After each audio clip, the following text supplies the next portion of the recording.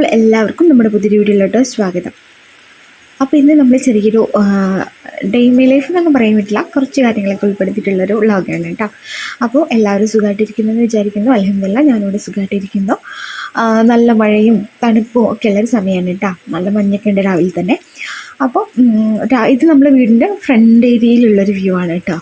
ഇതൊക്കെ കണ്ടില്ലേ, നല്ലപോലെ മഴ പെയ്യുന്നുണ്ട്, അതുപോലെ തന്നെ നല്ല മഞ്ഞും തണുപ്പും ഉണ്ട് കേട്ടോ. പ്രത്യേകിച്ച് മഴയും കൂടെ പെയ്യുമ്പോൾ അത്യാവശ്യം നല്ല രീതിയിൽ തന്നെ തണുപ്പുണ്ടാകും. അപ്പോൾ ഇതാ രാവിലെ തന്നെ നമ്മൾ കിച്ചണിലെത്തിയിട്ടുണ്ട്. ഞാൻ ചായക്കുള്ള വെള്ളവും പിന്നെ അതുപോലെ പത്തിരിയാണ് കേട്ടോ ഉണ്ടാക്കുന്നത്. അപ്പോൾ അതിന് വേണ്ടിയിട്ടുള്ള വെള്ളവും കൂടി അടുപ്പത്ത് വെച്ചതിന് ശേഷമാണ് ഞാൻ മുറ്റത്തേക്കൊക്കെ ഒന്ന് നോക്കിയത് കേട്ടോ. അപ്പോൾ ഇതാ ഞാൻ വന്നപ്പോഴേക്കിന് വെള്ളമൊക്കെ തിളച്ചിട്ടുണ്ട്, ചായക്കുള്ള പൊടിയൊക്കെ ഇട്ട് കൊടുത്തിട്ടുണ്ട്. ഇനിയിപ്പോൾ ഇതാ പത്തിരിക്കുള്ള പൊടി വാട്ടിയെടുക്കലാണ്. അപ്പോൾ എന്താ വട്ടത്തിരി ഉണ്ടാക്കാമെന്ന് കേട്ടോ വിചാരിച്ചിട്ടുള്ളത്. നൈസ് പത്തിരിനെക്കാളും കുറച്ചധികം കട്ടിയിൽ ഉണ്ടാക്കുന്ന പത്തിരിയാണ് വട്ടുപത്തിരി. അപ്പോൾ അതുണ്ടാക്കാമെന്നാണ് വിചാരിച്ചിട്ടുള്ളത്. അപ്പോൾ അതിന് വേണ്ടിയിട്ട് പൊടിയൊക്കെ അളന്നെടുത്തിട്ടുണ്ട്. തിളച്ച് വന്ന വെള്ളത്തിലേക്ക് നമ്മൾ ആ പൊടിയൊക്കെ ഇട്ട് കൊടുത്തിട്ട് നല്ലപോലെ തന്നെ മിക്സ് ചെയ്ത് കൊടുക്കുന്നുണ്ട്. നല്ലപോലെ മിക്സായി വന്നതിന് ശേഷം നമ്മൾ ഒരു ലോ ഫ്ലെയിമിലേക്ക് ഇട്ടിട്ട് ഒന്നങ്ങ് വേവിച്ചിട്ട് എടുക്കുകയാണെന്നുണ്ടെങ്കിൽ പത്തിരിയുടെ മാവ് നല്ല സൂപ്പറായിട്ട് തന്നെ കിട്ടും കേട്ടോ.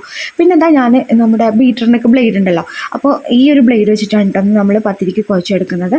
ഇതാകുമ്പോൾ നമുക്ക് കൈയൊന്നും പൊള്ളാതെ നല്ല എളുപ്പത്തിൽ തന്നെ പത്തിരിക്ക് മാവ് കുഴച്ചെടുക്കാൻ പറ്റും. നല്ല സൂപ്പർ സിമ്പിളായിട്ട് നമുക്ക് കുഴച്ചിട്ടെടുക്കാൻ വേണ്ടിയിട്ടാണ്. പിന്നെ നമ്മൾ എന്താ പറയുക, കൈ വെച്ചിട്ട് ഇതുപോലെ ബോളാക്കി നോക്കുന്ന സമയത്ത് നല്ല പെർഫെക്റ്റ് ആയിട്ട് തന്നെ നമുക്ക് കിട്ടും. പിന്നെ നമ്മൾ കൈ വെച്ച് കുഴച്ചെടുക്കേണ്ട ആവശ്യം തന്നെ ഇല്ല. നല്ല എളുപ്പത്തിൽ നമുക്ക് ഏത് ഷേപ്പിൽ വേണമെങ്കിലും ആക്കിയെടുക്കാൻ പറ്റും. അപ്പോൾ ഞാനിപ്പോൾ ഇങ്ങനെയാണ് ചപ്പാത്തിക്കും അതുപോലെ തന്നെ എന്താ പറയുക പത്തിരിയൊക്കെ ഉണ്ടാക്കുമ്പോൾ ചെയ്യില്ല കേട്ടോ. മറ്റേത് പത്തിരി ഉണ്ടാക്കാൻ എനിക്ക് ഭയങ്കര മടിയായിരുന്നു കേട്ടോ. ഈ കുഴച്ചെടുക്കുന്ന കാര്യമൊക്കെ ആലോചിക്കുമ്പോൾ കുറച്ചധികം റിസ്ക് ആയിട്ട് എനിക്ക് തോന്നലുണ്ട്. പക്ഷെ ഇങ്ങനെ ചെയ്യുമ്പോൾ എനിക്ക് നല്ല സിമ്പിളായിട്ട് ചെയ്യാൻ പറ്റുന്നുണ്ട് കേട്ടോ.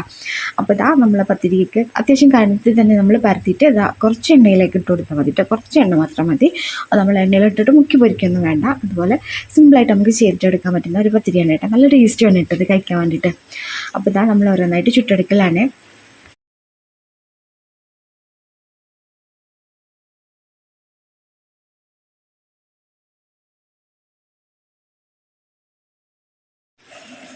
ഈ ഒരു പത്തിരി പിന്നെ നമുക്ക് കറികളൊന്നും ഇല്ലെങ്കിലും ചൂടോടെ കഴിക്കാൻ വേണ്ടിയിട്ട് നല്ല ടേസ്റ്റാണ് കേട്ടോ. ഒരു മധുരമിട്ട് കട്ടൻ ചായയുടെ കൂടെയൊക്കെ വെറുതെ കഴിക്കാൻ വേണ്ടിയിട്ട് നല്ല ടേസ്റ്റാണ്. അപ്പോൾ ഞാനിതാ കട്ടൻ ചായയുടെ കൂടെ ഒന്ന് വെറുതെ എടുത്ത് കഴിക്കുന്നുണ്ട് കേട്ടോ. പിന്നെ ഇതാ നമ്മുടെ ബാക്ക് സൈഡിലുള്ളൊരു വ്യൂ ആണ്. ഈ ഒരു കുന്നു പോലെയാണ് കേട്ടോ. അതിൻ്റെ മേൽഭാഗത്ത് മൊത്തം തേയിലച്ചെടികളാണ്. അപ്പോൾ ആ ഒരു ഭാഗത്ത് കുറച്ച് മണ്ണൊക്കെ ഇടിഞ്ഞിട്ട് ഇതാ കണ്ടില്ല, വായൊക്കെ നല്ലപോലെ ഇടിഞ്ഞു പൊളിഞ്ഞ് കിടക്കുന്നുണ്ട്. അപ്പോൾ ഇതൊരു ഡേഞ്ചർ പോയിൻ്റാണ് കേട്ടോ. ഇവിടുത്തെ ഒരു ഡേഞ്ചർ പോയിൻ്റാണ്. എനിക്ക് ഭയങ്കര പേടിയുള്ളൊരു ഏരിയയാണ് കേട്ടത്. അപ്പോൾ അതങ്ങനെയാണ് ഇപ്പോൾ അവിടുത്തെ സ്ഥിതി. മഴയൊക്കെ പെയ്തതുകൊണ്ടാണ് കേട്ടോ.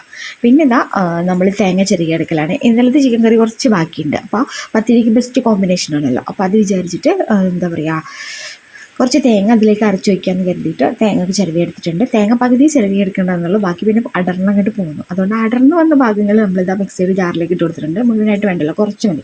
ഞാനും ഉമ്മയും കുട്ടികളും തന്നെ ഉള്ളൂ. അപ്പോൾ ഇതാ ചിക്കൻ കറിയിലേക്ക് നമ്മൾ പച്ചത്തേങ്ങ അരച്ച് വെച്ച് കേട്ടോ.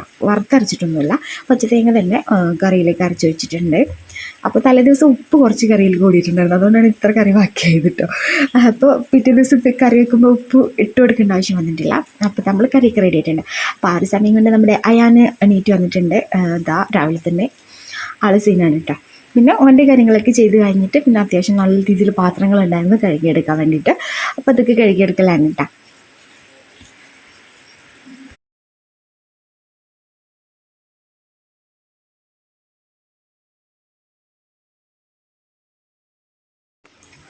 അപ്പോൾ പാത്രം കഴുകലൊക്കെ ഇവിടെ കഴിഞ്ഞിട്ടുണ്ട് കേട്ടോ. ഒരു അത്യാവശ്യം വലിയൊരു പണി തന്നെയാണല്ലോ നമ്മളെ സംബന്ധിച്ചിടത്തോളം പാത്രം കഴുകൽ. അപ്പോൾ പാത്രം കഴുകൽ ഇവിടെ കഴിഞ്ഞിട്ടുണ്ട്. ഇനി കൗണ്ടർ ടോപ്പൊക്കെ ഒന്ന് ക്ലീൻ ചെയ്തിട്ടിട്ടുണ്ട് കേട്ടോ. അപ്പോൾ ഏത് സമയത്തും കൗണ്ടർ ടോപ്പ് ഒന്ന് നനഞ്ഞുകൊണ്ടാണ്. അപ്പോൾ അത് ഒന്ന് നല്ല രീതിയിൽ ക്ലീനായിട്ട് കിട്ടാൻ വേണ്ടിയിട്ട് ഒന്ന് ഉണങ്ങിയ ക്ലോത്ത് വെച്ചിട്ട് ഒന്ന് തുറച്ചെടുക്കുന്നുണ്ട് കേട്ടോ. അപ്പോൾ ഇതാ അതൊക്കെ കഴിഞ്ഞിട്ടുണ്ട്. പിന്നെ ഒരു വൈകുന്നേരമൊക്കെ ആയ സമയത്ത് രാവിലത്തെ ഹറിബറിയെല്ലാം കഴിഞ്ഞിട്ടുണ്ട്. ഉച്ചക്കത്തെ ഒന്നും ഞാൻ ഷൂട്ട് ചെയ്തിട്ടുണ്ടായിരുന്നില്ല കേട്ടോ. പിന്നെ വൈകുന്നേരമൊക്കെ ആയ സമയത്ത് ഞാൻ കുറച്ച് ചക്കയുടെ ഉണ്ടാക്കിയിട്ടുണ്ടായിരുന്നു. കുറേ ദിവസമായിട്ട് വിചാരിക്കുന്നു ചക്കയുടെ ഉണ്ടാക്കണമെന്ന്. അപ്പോൾ ഇന്ന് എന്തായാലും ഇപ്പോൾ ചക്കയുടെ ഉണ്ടാക്കാമെന്ന് കരുതിയിട്ട് ചക്കയൊക്കെ എടുത്തിട്ട് ഇതുപോലെ കുരെല്ലാം കളഞ്ഞ് കുക്കറിലേക്ക് ഇട്ട് കൊടുത്തിട്ടുണ്ട്. പിന്നെ അതിലേക്ക് മധുരത്തിന് ആവശ്യമായിട്ടുള്ള ശർക്കര, ഏലക്കായ കൂടി ഇട്ട് കൊടുത്തിട്ട് ഒരു 3-4 വിസിൽ ഞാൻ അടുപ്പിച്ചെടുത്തിട്ടുണ്ട് കേട്ടോ. വരിക്ക് അധികം പഴുത്തളിഞ്ഞ് ചക്കയല്ല, അതുകൊണ്ട് തന്നെ ഒരു 3-4 വിസിലേക്ക് വേണ്ടി വന്നിട്ടുണ്ട് കേട്ടോ. നല്ല പഴുത്തിട്ടുള്ളതാണെന്നുണ്ടെങ്കിൽ അത്രയും തന്നെ വേണ്ടി വരില്ല. പിന്നെ അത് എന്താ പറയുക, ഒന്നങ്ങ് ചൂടാറുന്നതിന് ശേഷം മിക്സിയുടെ ജാറിലേക്ക് ഇട്ട് കൊടുത്തിട്ട് ഒന്ന് അടിച്ചെടുത്തിട്ടുണ്ട്. ഇതുപോലെ നല്ലപോലെ തന്നെ അടിച്ചെടുത്തിട്ടുണ്ട്. ഇതിപ്പോൾ ഞാനൊരു പാത്രത്തിലേക്ക് മാറ്റി കൊടുത്തിട്ടുണ്ട് കേട്ടോ. അപ്പോൾ എന്താ പറയുക, മധുരമൊക്കെ നമ്മൾ നോക്കിയിട്ടിട്ട് കൊടുക്കുക. ഇപ്പം ഞാൻ എടുത്തിട്ടുള്ള മധുരം ഈ ഒരു അളവിലേക്ക് കറക്റ്റ് മധുരമായിരുന്നു കേട്ടോ. ഇനി ഇതിലേക്ക് നമ്മൾ ചേർത്ത് കൊടുക്കുന്നത് അരിപ്പൊടിയാണ്.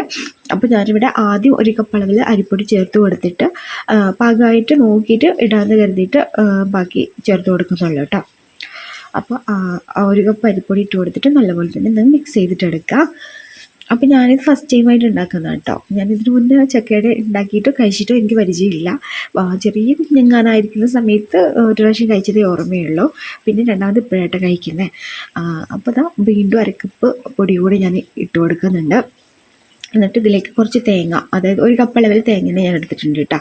അതും കൂടി ഇതിലേക്ക് ഇട്ട് കൊടുത്തിട്ട് നല്ലപോലെ വീണ്ടും ഒന്ന് മിക്സ് ചെയ്തിട്ട് എടുക്കുന്നുണ്ട്.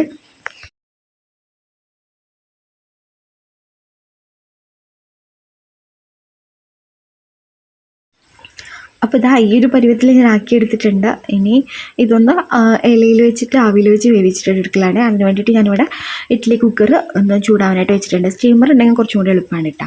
അപ്പോൾ എൻ്റെ കയ്യിൽ സ്റ്റീമർ ഇല്ലാത്തത് കൊണ്ട് ഞാൻ ഇഡ്ഡലി കുക്കറാണ് എടുത്തിട്ടുള്ളത്.